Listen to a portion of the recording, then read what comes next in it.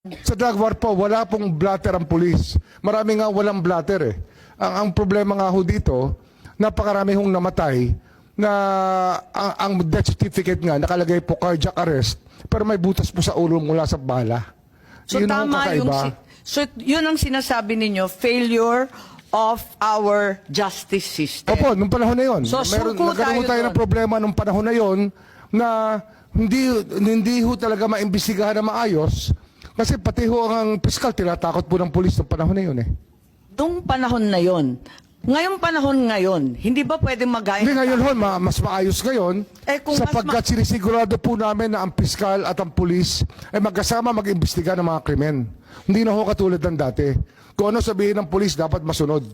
Kung mas maayos ngayon, ba't hindi na lang magpila ng kaso dito sa Pilipinas? Maayos na pala eh, nag-iba na. Hindi ko ho pwedeng tanongin yon sa mga nagdemanda sa ICC.